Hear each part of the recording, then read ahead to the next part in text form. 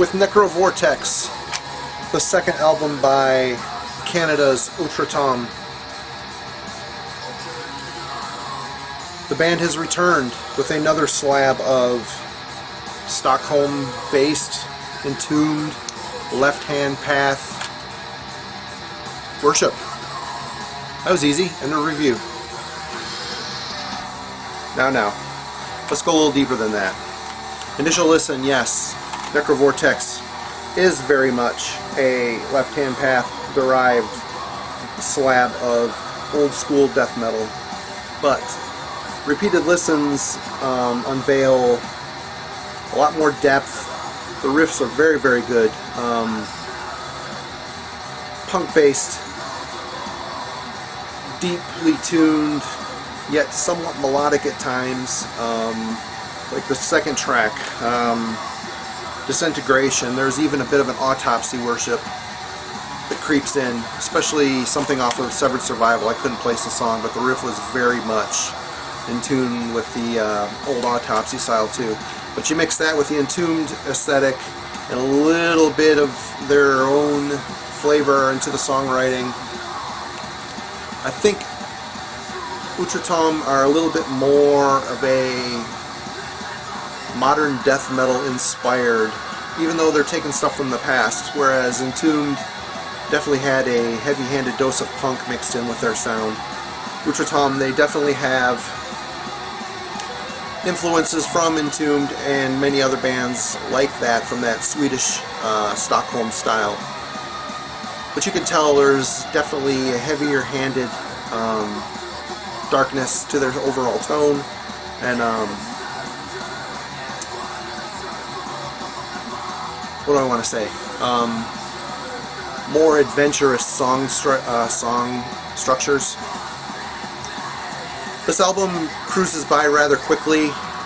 The more you get accustomed to the overall mimicry in the HM2 derived, thick as a buffalo guitar tone, and rather simplistic drum work.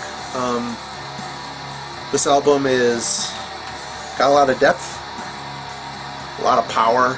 I like how the band goes between, you know, half-time blasts into just more of a doomy crawl. They definitely know what they're doing.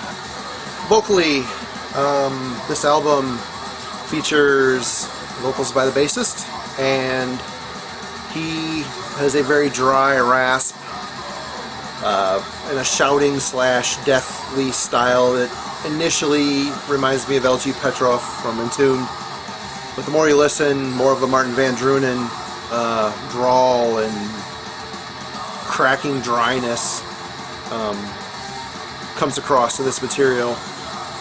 And even though he is playing an instrument, I've played and sang at the same time as well, and I have a hard time splitting my brain in such a way that the vocal rhythms are independent of what I'm playing on the guitar.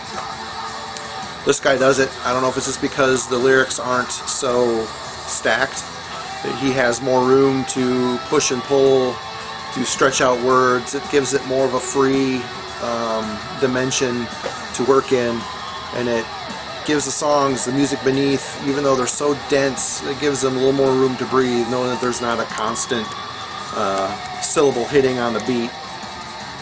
Like I said, it opens up more of a freeness to this music, which is highly welcomed. Even the cover has that mossy blue Dan Seagrave looking style to it. But yeah, you know, at its heart, this is very much a derivative album. Whether that's good or bad to say, it's true. Thankfully for Outre Tombe, the songs hold up well, and the album flows along quickly. It never feels like it's boring or forced. They're very much passionate about what they do, and it shows very much so on Necrovortex. So we've got 10 songs. This is my buddy Ben, Brain Smasher, sent this tape because he wanted to know what I thought about it. I also have a copy of the CD my other friend Zoller sent me, so yeah, I mean, I listened to this for pure enjoyment. Obviously, it makes me also want to listen to some older stuff, which is always a good thing. But if you are not overly bothered by originality, the songs on Necrovortex are strong enough to carry Outre Tombe into my regular rotation. And if you're into old school death metal, definitely check these guys out if you haven't already. Thanks a lot for your support. And also, I'm open for taking submissions. If you want to send your band stuff, I will start doing these more regularly if you like what you see. Does not guarantee a good review, just so you know. I'll have my email in the link, my email in the description. If you like what you're seeing, hit subscribe, hit the bell. More reviews coming soon. I think the next one is going to be the new Rotting Christ. But until next time, you guys be safe. See ya.